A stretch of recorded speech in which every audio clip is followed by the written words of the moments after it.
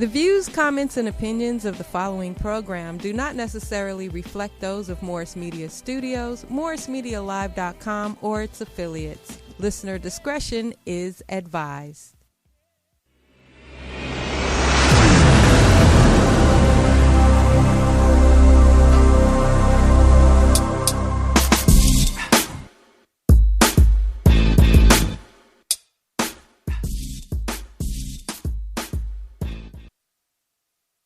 Freedom is never safeguarded peacefully.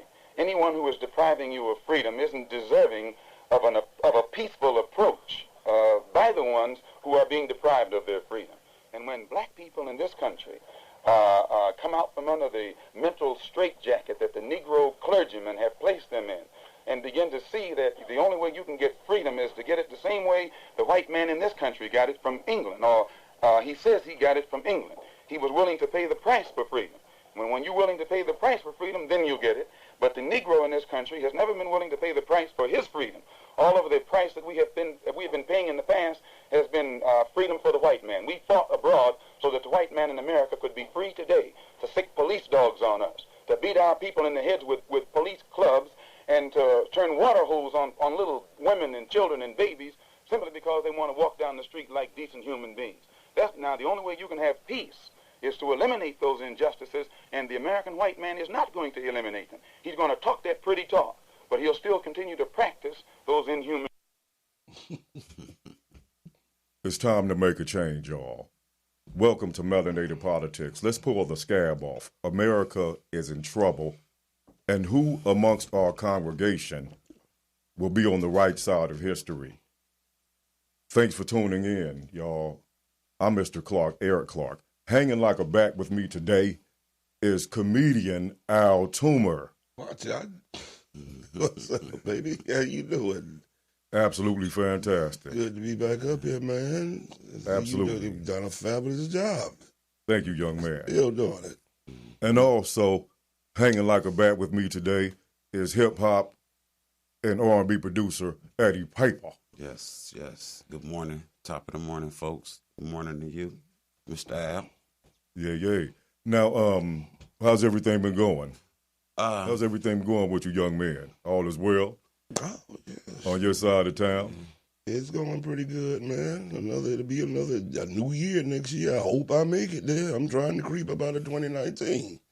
Be another year, so it's going pretty good. Challenge worse. Yeah, same here, man. Blessed to see another day.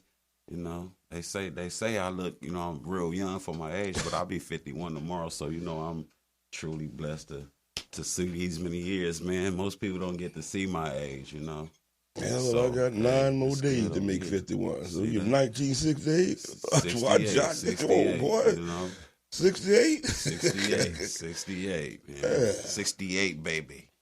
A lot of things happened in 1968. Martin Luther King was killed in 1968. Exactly. A lot of things was going on, like the first video clip you seen, Malcolm X, he was speaking the truth then, and I was really touched to see that because a lot of that stuff is still going on right now. So, it's touching, and like I said, I feel blessed to be here, and I appreciate you guys welcoming me in. All right. The Grand Wizard, gangster, that snake in the grass, President Donald Trump, as we all know by now, he was impeached by the Democrats in the U.S. House of Representatives. It will move on to the Senate, and we'll see what happens there. As far as the Senate impeaching Donald Trump, led by the Senate Republican Majority Leader, Moscow Mitch McConnell, he's already said, basically, maybe just seriously, just in one word, seriously, because we have to understand something. Donald John Trump will go, he'll go on Crenshaw Imperial and get a tattoo of President Obama before Mitch McConnell allows Donald Trump to be impeached in the Senate. It ain't gonna happen. Tattoo of Obama on his bicep, on his back, where you having? No, he ain't going nowhere, I don't think, man. This is just a facade of what's going on. This man will be reelected. 2020 is right around the corner. He will be reelected by a landslide next year, and this shit is just a facade. Yeah, I mean, I agree with him. I think it's actually a setup for something bigger to happen. We're just seeing a small side of it right now. You know what I mean? Like, what you think that he did when he first got in office? He started getting rid of all the Supreme Court judges. Why? To put his own people in there. You know? Fact. So, hey, there it is right there. The truth is in your face. You just got to open your eyes and see it. Yeah. And, I mean, he's really not a bad guy. And black folks, I'm not trying to be called a coon or a sellout because I say I like Trump. I didn't vote for him. I ain't voted for nobody. But I have to respect Trump because they say he graduated high school with a 1.6. I said, I got to relate to shit like that. I eased out with a 1.8. But he's straight up, like you say, a gangster. I mean, they said Clinton was the first black president before Obama. No, it's this man here who done went bankrupt I don't know how many times, don't show his taxes, got 3 or 4 baby mamas. I mean, how can we not relate to this guy? If he was a black man and with 3 or 4 different women, children by different women, 0. Obama never would have got in with that. If he had children by 3 or 4 different women, yeah, babies, and he got like 3 baby mamas. You know what they call President Donald Trump. But anyway. And his wife he got today was a Playboy model or something. So that Melanated Trump, that girl, when she did some nude posing and all his current wife right now, she was a nude model. Yeah, I mean, one of these magazines, I don't know whether it's Playboy, Penthouse, whatever, but she's in there. I mean, wouldn't it be? And and she can't take it back. That's the coldest part. Nah, ain't nobody saying nothing about it. What if Michelle was in Player magazine? Yeah. Or Obama kids was like some real hood girls, you know what I'm saying? Hung out in Compton, you know what I'm saying? And chopped it up with the Bloods and Crips, you know what I'm saying? Yeah. I mean, but wouldn't you like to be president and then have the homies come in? Yeah. And, I'm going to give you this job. I just need you to sit at the desk and answer the phones. You know, you hear me answering the phone now. Hello, what's up? What if Obama daughters at the Rosa Parks station selling incense? You know where the blue line and the green line meet up? Yeah. So, I mean, he's a smart businessman, smart white businessman. So, like I said, everything is being done with certain tactics added to it, Yeah. So. And he's our first experiment, I feel like, man, just a regular guy running. Most presidents, man, and went to these colleges, these Harvards and Yales, and they mostly lawyers and stuff. But he's just a common, regular old guy, dude. So that's why he's a hero. As a matter of fact, we're going to get back off into Donald John Trump in the latter part of the show. General Custer. That's the resurrection of General Custer. Cluster. Yeah. Swiggle that around in your mouth for a minute before you swallow it. We're also going to find out what were the most surprising events that happened in 2019. We're going to talk about that as well. But the question of the century is, with respect to black folk, are we our own worst enemy?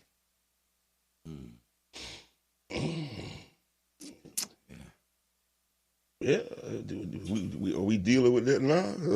We're dealing with that right now. Yeah. I think we always yesterday has gone. Tomorrow may never get here. We're dealing with this, not now, but right now. Yeah. Are we our own worst enemy? We are, man. Clean up before you go landscaping somewhere else. Yeah. Clean up your own backyard. Yeah. Well, you have to be. It's obvious that we are. I mean, we keep on dealing with a segment of time from 1609 to when these people enslaved us. But my question is, what happened to allow them to be able to do that to us?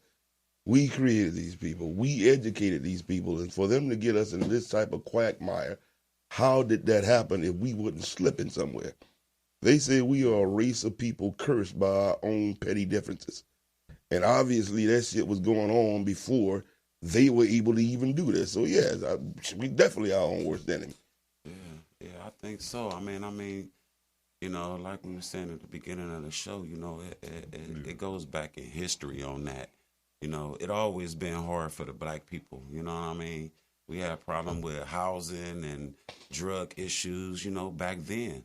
You know, and that was the burden that they put on us that's still lasting to today. You know, like other races can get along and live in the same house and help pay the bills, the rent, the lights, the gas, and take care of the kids. And why can't we do it? But what I guess I'm saying is, before they got in that position to do that to us, we were the first people.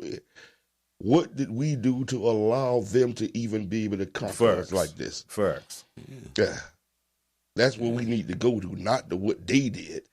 It's what we did to allow them to do that. And when you go to, like I say, they say we are a race of people but he was that is betrayed cursed by a house slave. A race of people The Reverend Henry cursed by Butler petty inspires his differences. congregation to be proud that Yeah. slavery was met by insurrection. Yeah, I mean, it's like, you know, it's just like, you know, remind me of something Tupac quoted, you know what I'm saying? It's like when you got hungry people at the door, banging on the door to get in, they see through the window you and they're eating real good. You know, they hold a pork chop out there, you know what I'm saying? You hungry and you going to eat that motherfucker. Okay, I'll tell you what, if you have 10 male lions that's been taken out of Africa and they're in some zoo and they're on the brink of death via starvation, throw a pack of crackers out there and see what happens. Yeah. I mean, and, hey, basically that's what happened to us, you know what I'm saying? Hey. Throw 5 steaks out there, throw 10 turkeys. Yeah.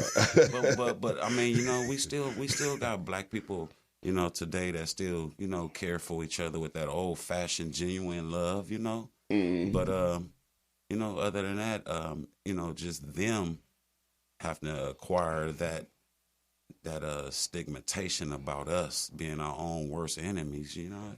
It's sad, but it's true. We have been our own worst enemies, you know. And the thing is, how are we going to change that? That's the question. Yeah. How easy is it to change that after living like that? Well, behavior is taught and behavior is learned. And just like I would like to quote one of the hip-hop legends, my brother Chuck D, the hater taught hate, that's why we gangbanging. Yeah. Yeah. Can't trust that. Right. Yeah. So you have the original man that has been resurrected and that has a spiritual and emotional connection to his people, empathetic to his people, understands that we live in a individualistic, Western cultural-based society where it's about individualism, but individualized society, right? But when we talk about African societies, and 75% of the people on Earth are what they would call people of color, but they're really melanated individuals. You dig? So, coming from a collective perspective, how collective societies operate, you know. So, it's this too. You know, the original man is still around. It's a whole bunch of black people that love each other, that respect each other, that do business with each other, you know, that pray together, that cry together, you know, that still live with each other, take care of their grandparents. You still have a lot of grandparents that are taking the roles nowadays of taking care of their grandkids for a whole bunch of different reasons that take too long to get off into. But you can go ahead and think about your own life experiences and use your imagination regarding that. But you also have people that I would like to call painted. They painted black. You know, they always have something negative to say about their own people. You know, always being judgmental about their own people. Always questioning other blacks' integrity as if your life is the prime example of how everybody's supposed, like you the gold standard or something. Yeah. Living with your folks. Exactly. Shoulders and that with his legs chopped off. Yeah. With his wings chopped off. Mm-hmm. Always talking behind, you know, your own folks' back. That's what kills You know, there. but like I say, behavior is law, but behavior is taught, is learned, and just desensitized It is. to the personal black struggle and the black struggle as a whole. Not since 1619, but since 1555. So it's layers to this conversation. There's so many. Are we our own worst enemy? It depends on who you ask, and it depends on the perspective. Speak on it. Yeah. So what do you think? Are we or are we not? See, because I refuse to let some mutant that comes out of, I mean, I just can't give these people that much goddamn credit. It is learned behavior, but there's still some, if you're the original man, there's something still within you. And for you not to be able to bring that out, I don't know, maybe we just haven't got to that point yet. I mean, you can look at other nations who have been suppressed. You take the Jews, for example, man, it took them fucking 400 years to get up out of what they got up out of. So we've only been up out of ours 50 or 60 years. Maybe we were expecting too much too soon. Okay, but anybody who's been molested. Okay, but at the same time, it's about perception. Okay, it's about perception because see, whites commit crimes against other whites at the same rate that blacks commit crimes against other blacks. The difference is perception and stereotypes. Mm-hmm. You know, that's the bottom line. But at the same time, we've always had what is referred sellouts or people that went against the cause, or it's all about us. We together, and he done went around the corner, pillow talking and. You know, all the different type of stuff, being disloyal to your own folks that's going through the same things you have been through, and our parents know each other, and we all came from the same place, et cetera, et cetera. You know, so I've talked about Denmark Vesey on this show before. The brother in South Carolina who had 9,000 slaves, okay, that were being held hostage, okay, working from K-C to K-C. Yeah. And he said, you know what, we're going to go ahead and get together, and we're going to free. We're not going to wait for anyone else to free us. Let's go ahead. Let's go ahead and free ourselves.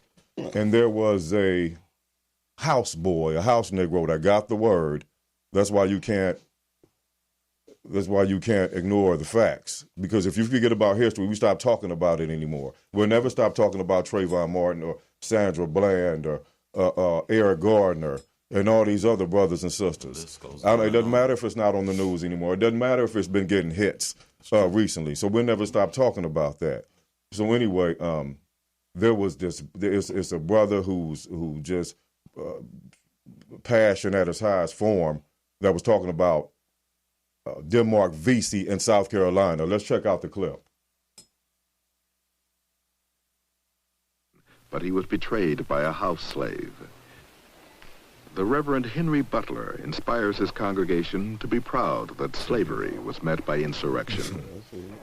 So Denmark Vesey, an anti-slavery leader of 1767, 1822, he was an insurrectionist, so they tell me. He organized an unsuccessful slave revolt here in Charleston, South Carolina. He and 34 other Negro conspirators, so they called them, were hanged. But it was here on this spot in a little old wooden structure downstairs that Denmark Vesey planned his insurrection. And then as now, some of the people could not keep a secret, and I can sympathize because our forefathers were taught not to keep anything secret from the master. And there was a servant who told the master of Denmark Vesey's insurrection and of his plan. And of course the plans were broken up. And then South Carolina passed a law closing all schools and daring Negroes to be caught reading, and this place was closed. When we think of those that were hanged, those that were persecuted, those that were killed, those that have had hose and water poured on them, those that have had bloodhounds on their trail, those that have been mistreated, and in the midst of it all, somehow they stood up because they had a spiritual backbone that caused them to look beyond the temporary things of life. If we are to move in this new day, we cannot have backbones like a jellyfish. What is man? Man is a part of God. Each man is a thought of God. Each man is entitled to be recognized. Let the church say amen. Amen. Amen. Yeah, I've seen that before. What was that documentary from? I remember that. Hearing them say that. It was a documentary. Was it the Fannie Lou Hamer? Fannie Lou Hamer. Yeah. Fannie Lou Hamer. Mm-hmm. Okay. Yeah. He real. That's the thing I got. We getting out her backbone with a jellyfish backbone. That's what I'm talking What about. was he called the Republicans? Spineless, jellyfish, black Republicans. I get some of this stuff from somewhere, man. That's deep. That's deep. I mean, you know, that's real touching right there. You know, it make you think about you know, all the southern states that really actually had it real deep embedded on the slavery stuff. You know what I'm saying? Like, you know, I don't think it was that deep out here where we at in Los Angeles, California. It ain't no telling where our people was. Maybe our people, you know, that we got people back in the South that was living out there. You know, our great grandparents, cousins and sisters and brothers. You know what I'm saying? So how that touched them affected us too, growing up as kids. You know, because I remember my great grandmother still had that mentality, and she died when she was 100. Yeah. She died when she was 100? She died when she was 100, you know what I mean? And that's all she talked about was stuff like that. Yeah, they saying that shit, man. If she was 100, I don't know when she died, but she had to go way back. Exactly. Early 1900s. Well, let's go ahead and take this call. Yeah, hello, yeah, Eric? Hello? Yes, welcome. Thank you for calling in. Yes. Hey, it's Daniel Thomas. I'm down in Oceanside. Friend of Dr. Harris, Kevin Harris. Anyway, yeah, my question is, do you think Donald Trump will be impeached? No. No, he will not. Although he has been impeached in the U.S. House of Representatives, it's primarily democratically. The Democrats have the majority in the U.S. House of Representatives. However, the Senate, that's the next step. The Senate, it goes to the Senate. They'll have a political trial in the Senate. The Republicans control the Senate. One of the biggest modern-day Confederates is in control of the Senate. We call him Moscow Mitch McConnell out of the state of Kentucky. No, he will not be impeached. Okay. It'll stop at the next step. Go ahead. Okay, thank you. I appreciate your response, and I love your show. Thank you so much, and thank you for calling in again. Go ahead. All right, thank you. Have a good day.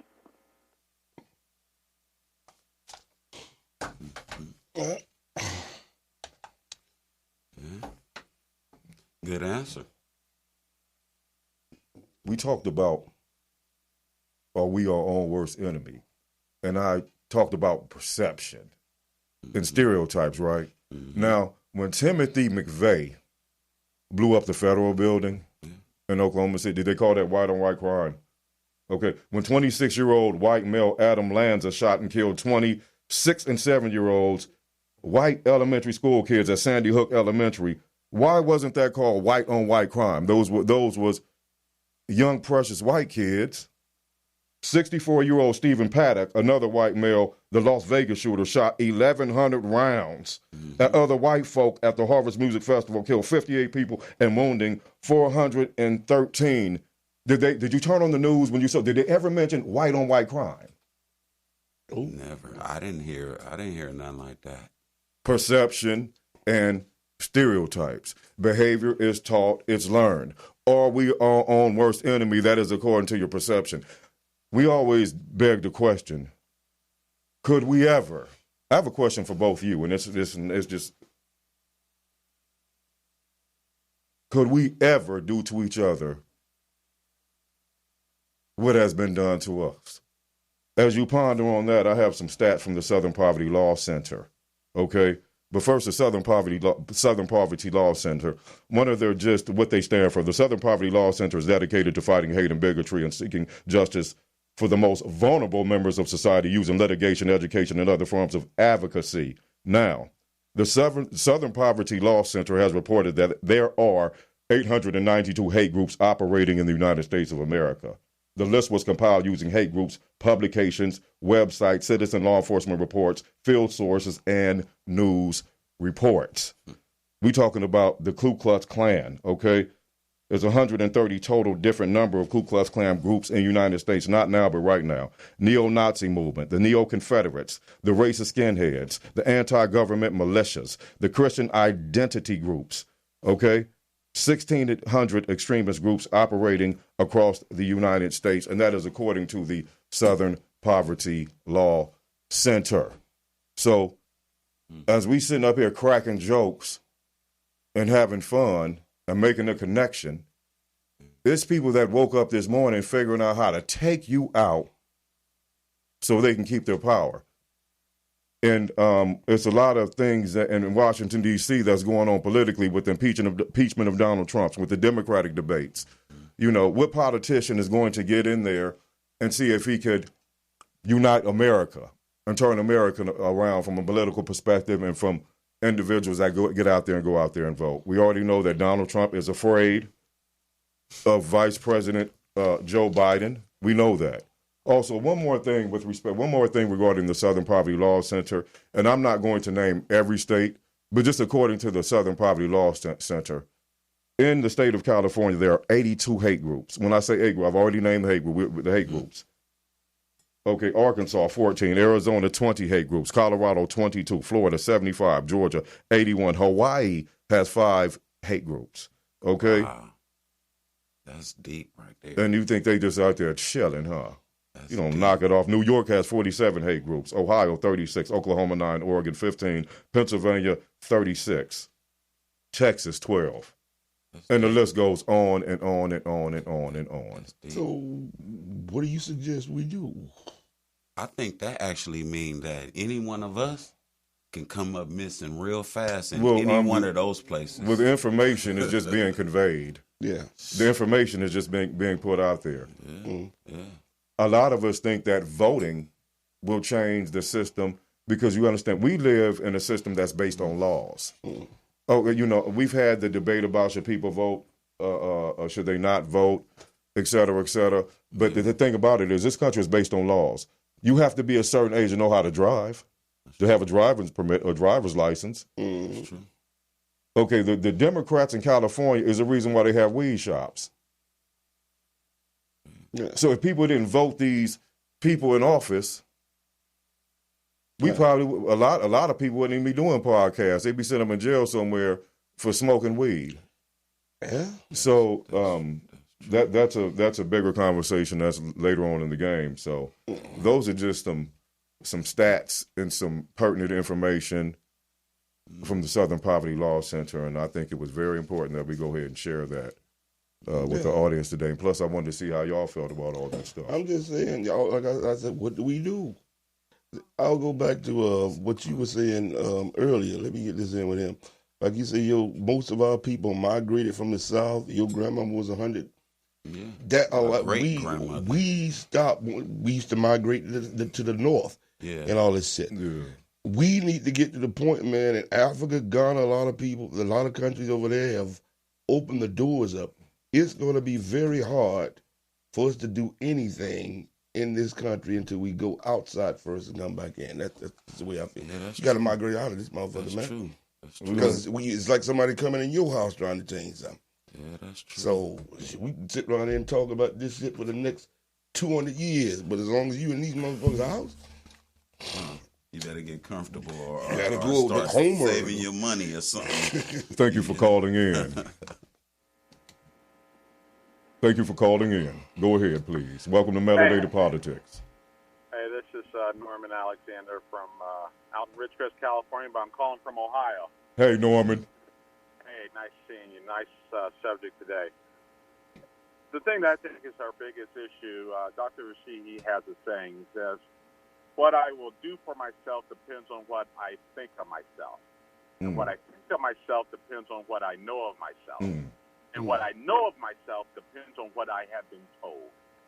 So the question is what have we been told and been continuing to be told? And all with how we view ourselves. You know, you are not going to go off and do something that you don't think you should be doing because it's just not you. And we are in a constant victim mode, okay? They got us thinking about things that we don't need to be focused in on. And we aren't thinking, again, you just went through a whole list of racist organizations throughout the country. Well, they've been here, and they're always going to be here. We have enough resources ourselves if we would just work together. See, that's what we have been taught, as Elijah Muhammad has said in the past, to self-hate, right? We won't work together. We have the money. You think about the amount of money that we have the education, we just don't pool our resources. Whereas other groups come into this country, and they do that. Now, I have Asian friends that will go in, when they're getting married, everybody's got to put up, not everyone, but a lot of them give them $1,000, $2,000 just so they can get started, right? So when they come out, they've got $50,000. They can buy a house, they put down, they can do whatever, and they work together. But we have been taught not to. It's our mindset. One of the things I feel about Black History Month, and I don't even, I talked to a few folks, I don't even like the term Black or African American anymore, because where it starts, where it puts us at, is in America. And we've always been a victim here. But our history is much greater than that. So I say, hey, we're newbies, right? We are, pick something. We've got to play the propaganda just as much as they played the propaganda for 400 years, right? They didn't come up with this saying, good hair. We say that. Why do we say it's good hair? Oh, because it's like their hair, right? It's in our minds. We've got to change our mental state. And once we do that, but you can only do that by redefining who you are. So it's almost a propaganda campaign we have to have among ourselves. We can't keep talking bad about each other. We can't, even some of the music we listen to, we can't be people running ourselves down, because when we do that, we're just playing into the victimization, all kinds of stuff. Because we have some great things going on, you just don't hear about it, right? You don't hear about all the Fortune 500 folks that are running companies. They'll quick to put on, hey, we shot. One of your guests there said, hey, they'll go through and talk to you here about all the other mass shootings that white folks do, and they downplay it. You have one shooting of a black. Well, they put it like this. You have a white cop shoot a black individual that's unarmed, right? And that makes the news, right? And we all get fired up about it, which we should, but it keeps us in that victim mode. Okay, well, let me say this. Go ahead. Let me say this, please. Sure. You made some very, very interesting points, and I really appreciate that. You certainly have my undivided attention. I watch Fox News a lot. I've been watching Fox News for years. I've been an observer of Republican and Fox News talking points for a while, because we have to study people like they study us. And some of those shows, let's just say, they might be a little entertaining, although they lack intellectual merit, et cetera, et cetera. Everything you said made sense, but there's one word that you say victim, victimization, victimhood. That's one of the things that Fox News and the Republicans peddle about black people who say 1 + 1 is 2 when the sun rises in the east and sets in the west. Like yourself, I have Asian friends. I've been a certified fitness instructor for over 22 years. Okay, I have a lot of people that I train are they come from the Jewish community. Very, very good friends of mine. I go over their homes and train them and hang out with their families. Literally, they never again. They take their children that. Okay, they teach me about Hanukkah that's coming up, and the oil, and the 8 days, and they have and getting up out of Egypt 2,000 years ago, et cetera, et cetera. No one called. When you look at Schindler's List and things, you don't call them victims. You won't go to a Jewish synagogue and say, "Time out, y'all. You've been out here for 2-3 days. You done made all these movies. Stop acting like a victim." So that word victim, anytime black people just play a clip or just are passionate about an historical event, because you understand, an historical event, it's a connect. We have sympathy for black folks that have been through the struggle. Right. That could have been you or me if we were born back then. Right. So it's psychological empathy, after which you kind of went around about talking about the slavery psychosis. But I see your point. Thank you so much. That was very, very interesting, and I encourage you to please call back in, man. I would love to talk to you anytime. You can come in live if you want to. I like your perspective on everything. You guys have anything to address to our dear brother before we move on? Well, yeah, Norman, right? Yeah. Okay.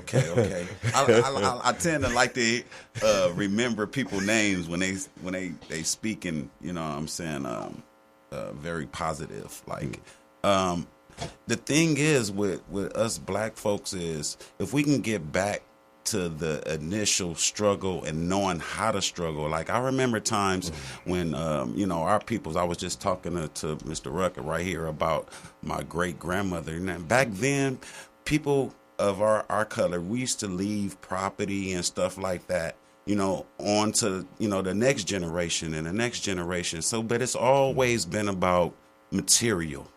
Material things, if it's not houses, if it's not cars, if it's, and that's, if we can get past that as black people, just the material things, then we can get back to the essence of, having that genuine feeling about helping each other out and trying to, survive out here in this, crazy world. So, you do have a couple of good points that I think we need to get back to the essence of, just being genuine, real about each other and trying to help each other out. What you think, Al Toomer, before he goes? I agree with just a lot of the things he said, but it comes down to an identity, man. And it's what is your identity? What is our identity? As long as you're trying to emulate someone else, it's going to be very different. It's like your soul going against you're going against yourself. If you want to be somebody else. You want everything they have. You want to be like him. Like he mentioned the thing about, we say what is good hair and all this type of shit. Everything is predicated on what they like. How could you possibly love yourself and move on to do your own thing when you're trying to emulate someone else? So I agree with pretty much everything he said. Yeah. I mean, I think get our own identity. I think there's nothing wrong with trying to emulate somebody, but it depends on what exactly it is. Is it being portrayed as something good or something bad? Yeah. You know what I mean? Because if I can get back to the essence of knowing just how my great grandparents worked so hard to even buy that house that I'm talking about. See, we don't have that working structure no more.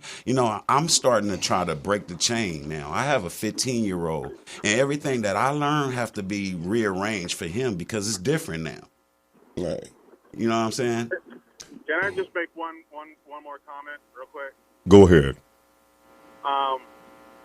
My comment about the thing of victim is basically that, it's simply this: is that we cannot look to anybody but ourselves. I agree. Republican or Democrat, and I understand what you're saying. I'm just saying from a point of view. We can't look to, listen, the impeachment, Trump in or out, isn't going to change nothing. Or condition. That's all I'm saying. Yeah. And my concern is that we are looking because, the Democrats are going to help us out. Listen, nobody's going to help us but ourselves. That's my point. Thank you so much. Thank you so much. Right. Love your show, and I will tune in again next time. Thank you. Have a good day, King. Thanks for calling on. Thanks, Norman. Yeah, he made a lot of good points. He You got know what that I mean? in. Yeah. Because I mean, it do start from us and what our perception is on what we think and what we trying to do and how we And not trying to just survive us, and how man, we trying to live. The individual. He said it Yes. starts with us. I mean, the individual, your eyes, this group thing. I mean, that's one thing, but it starts. I know what I need to do. Mm-hmm. Each man knows what he needs to do. Shit, we can get something done. But when you sit around waiting on groups to march and protest and shit, That ain't happening no more. Yeah, each man, each individual. That's the us he's talking about. We individually know what needs to be done, and it's just doing it. Well, when you pull your ID out, or your driver license, it's only one person on there. Oh yeah. Oh yeah. When you pull out your birth certificate, it's only one name on there. And we ain't gonna get on that social Got security your own number. set of fingerprints, your own DNA. Exactly. Yeah. Even twins have different fingerprints. That's incredible. I don't know if Siamese twins have the same fingerprints. Hey. I think if you was born here in the United States, you know what I'm saying, you owned by the government anyway. So. You are. That's what your social security number is. So. Yeah, you own by them. But, you know, we migrated. I migrated out of here from Georgia. I went to 3,000 miles, but there's this boundary in California. Yeah. Man, there's places outside this country that we got not to be afraid of. Listen, I don't care where you go. You know, you call it migrating. Yeah. I call it migrating. Yeah. You know what I'm saying? Because we have to migrate now. Right. I don't care what part of the earth you come from. You know, and that's basically what Norm was saying. I like that dude. One thing Al Toomer and we always talked about on his show, on my show. As a matter of fact, Al Toomer has a show on Morris Media as well. So whenever you guys, when it comes Wednesday, was it 6 o'clock or 6:30? 6:30 to 7:30. 6:30 to 7:30, right here on Morris Media. Mm-hmm. My good brother Al Toomer has his show at 6:30 on Morris Media. So check that out as well. But we're gonna go ahead and take one more call. Okay. Thanks for calling in. Go ahead. Hello, Eric. This is Kevin. How you doing this morning? Hey, Kev. How's it going? Hello, Al Toomer and the other gentlemen. What's up, Doc? How you doing? How you brothers doing this morning? All is well. How are you? Blessed. I'd like to offer a couple of comments. As usual, the show is very insightful and informative.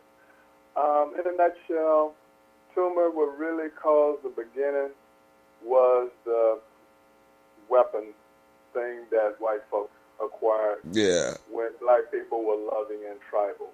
Mm-hmm. And, you know, we were loving people by nature, and even though you have people in servitude, you don't have to be sadistic and inhumane. Right. Which is probably they didn't expect when we were taken into slavery, for starters. Mm-hmm. Number two, Eric made a point about black people being their worst enemy. I think what has happened with black people and history, we have been socially engineered into the conditions that we face and that we are reacted to no different than anybody else. You know, even as a metaphor, if you look at the movie Trading Places, look at Eddie, how he was a bum on the street, and the other guy, Dan Aykroyd, he was a Wall Street executive. When they changed their environments, you notice both morphed into their environments and became a reflection of what they dealt with.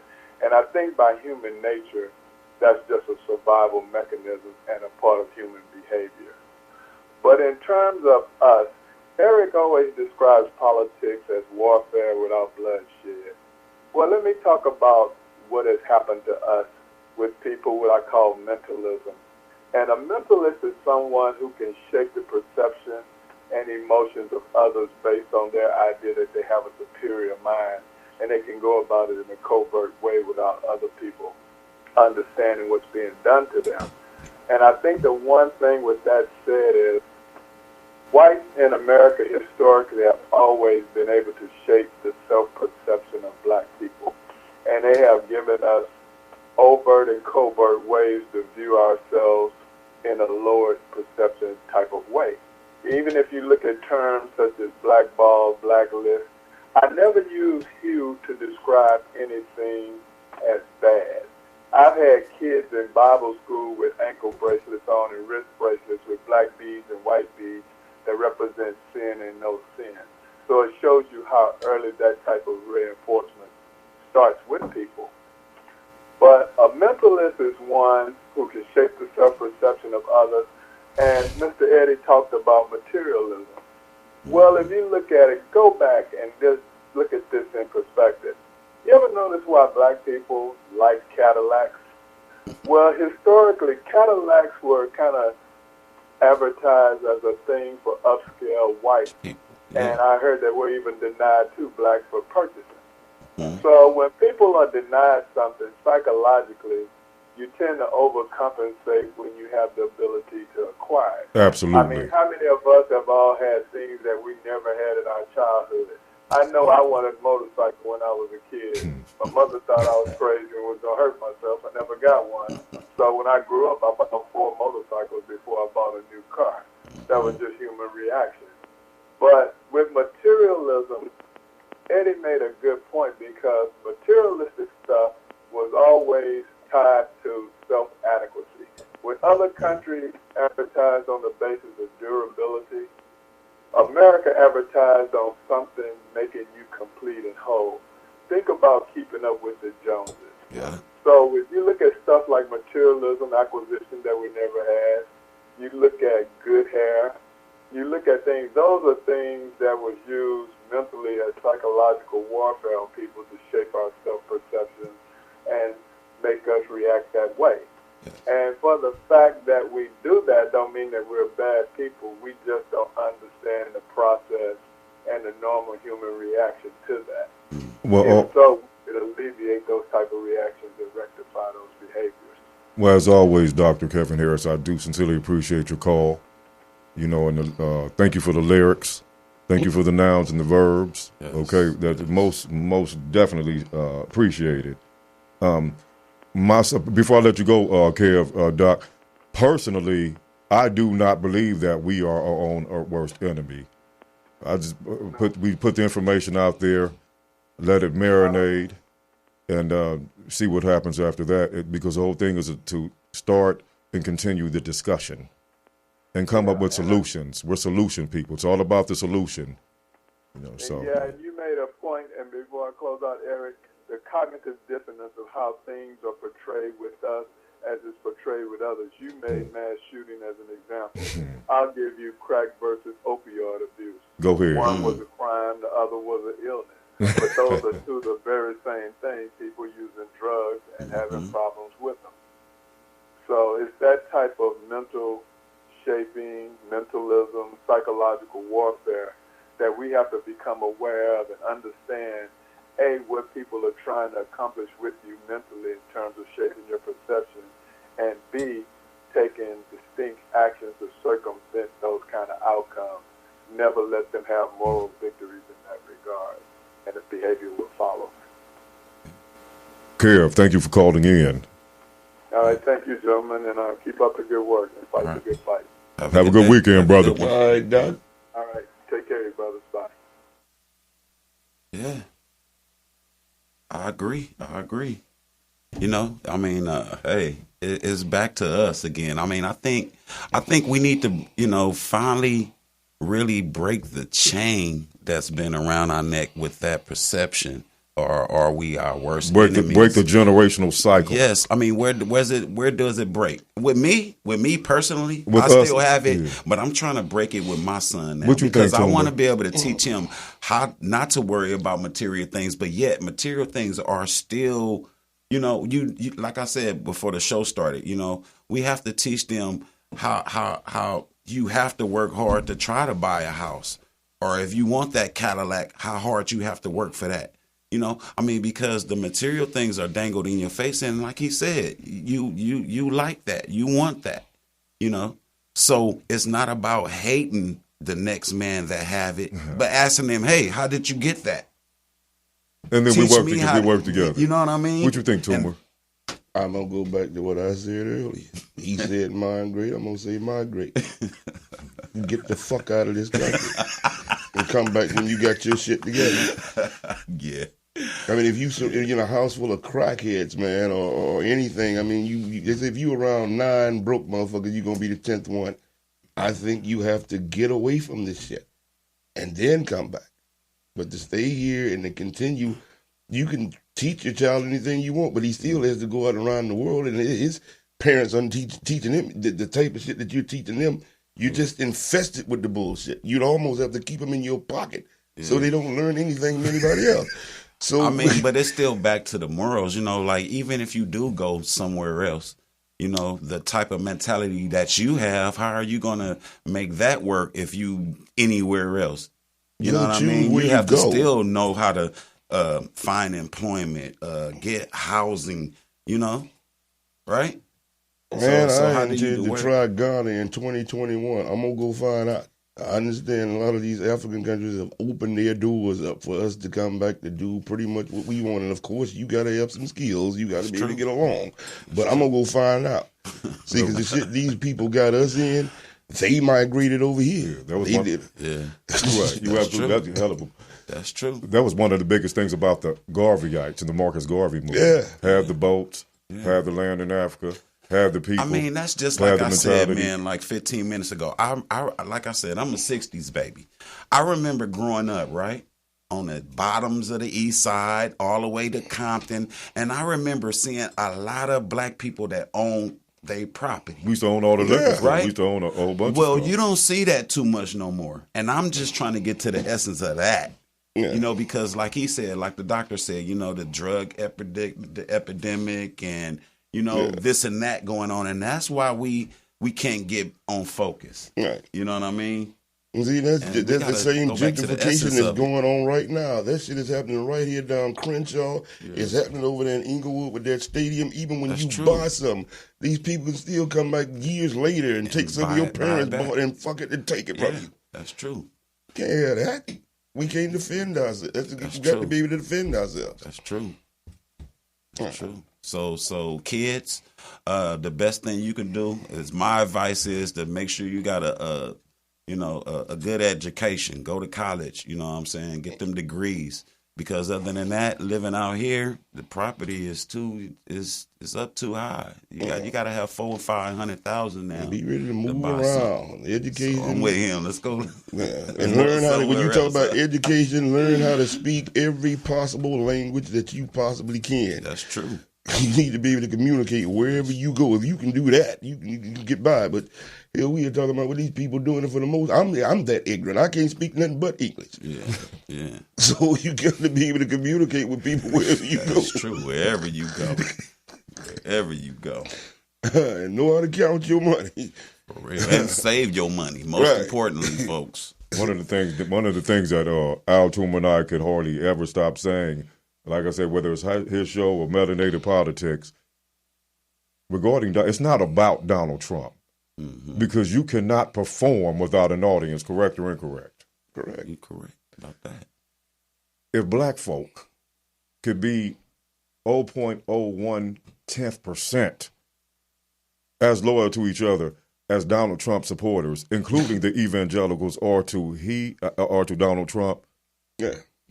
Like you say, everybody have that Cadillac in their property.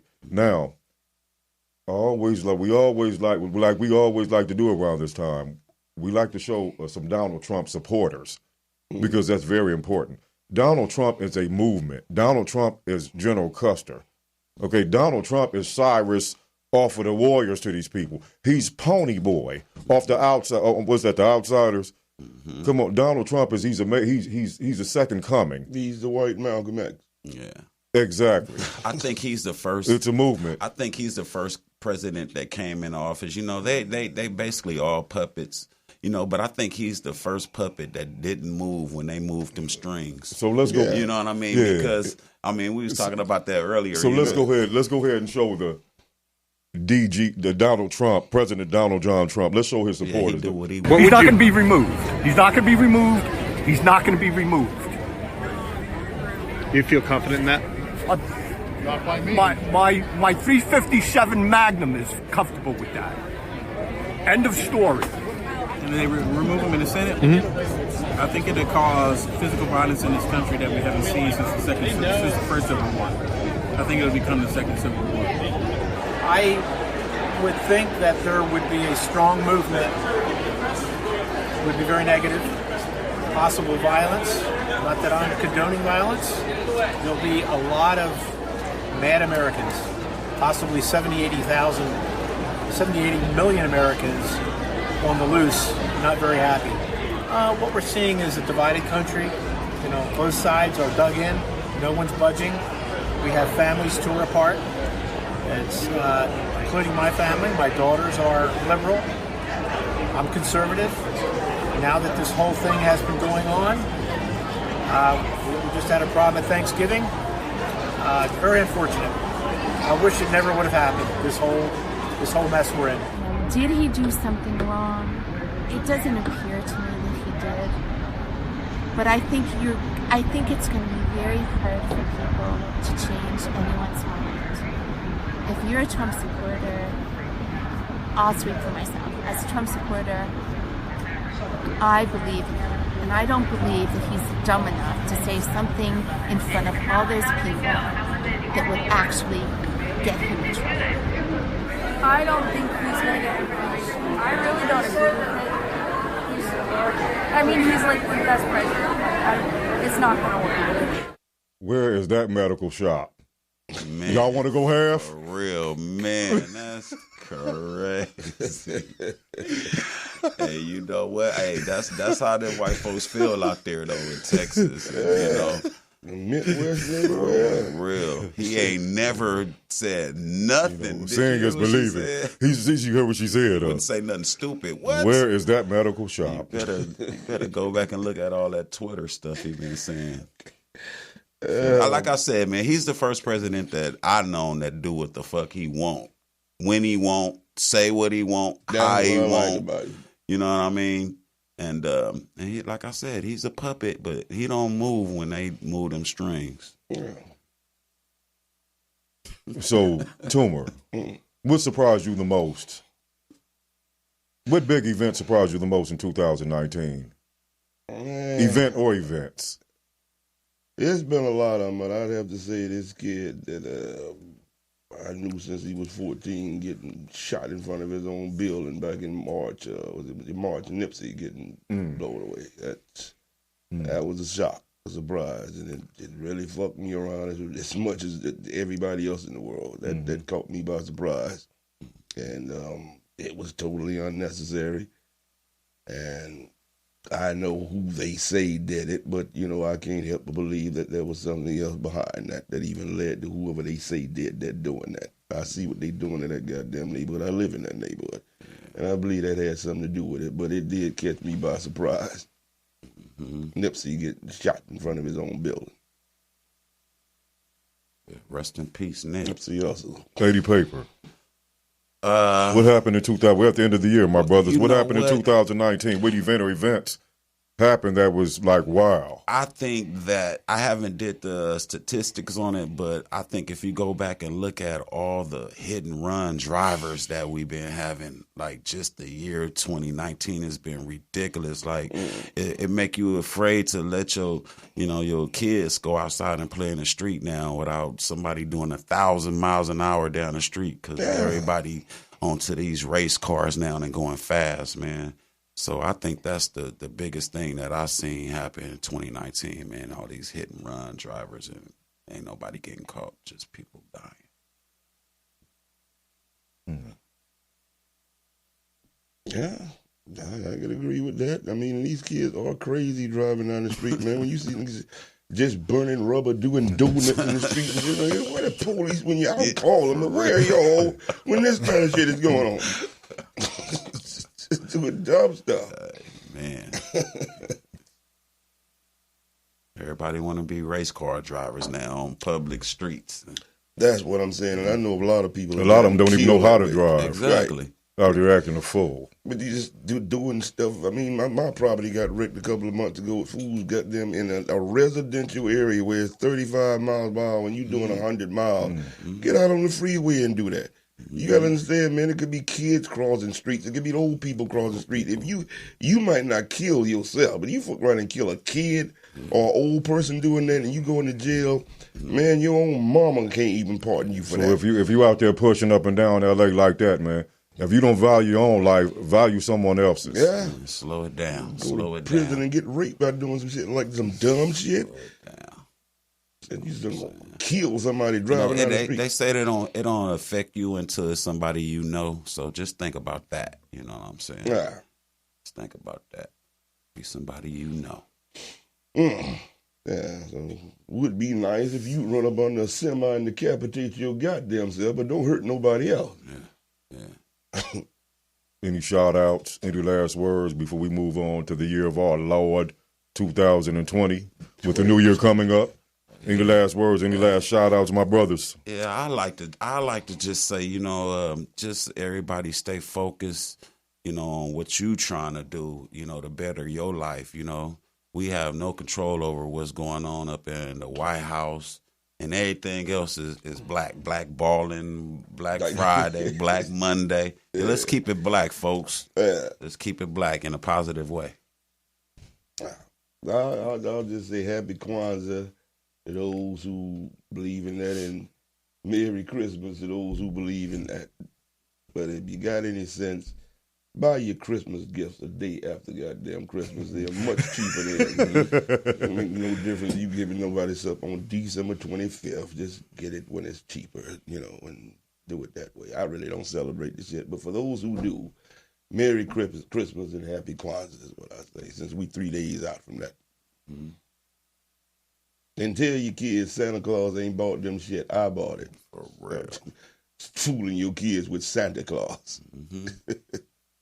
Special shout out to my guest, Al Toomer. Always, man. Yes, sir. You, boy. You're still in there doing it, boy, and doing it beautifully. Thank you, brother. Special shout out to my other guest, R&B and hip hop producer, Eddie Paper. Eddie Paper. Hashtag Paper. Eddie Paper did it. That's a hell of a name. Paper. Link in with me, folks. Hashtag EDDIEPAPERDIDIT. Eddie Paper did it. And I appreciate you having me on your show, Eric Toomer. All right, Mr. Paper. Money. Yes, sir.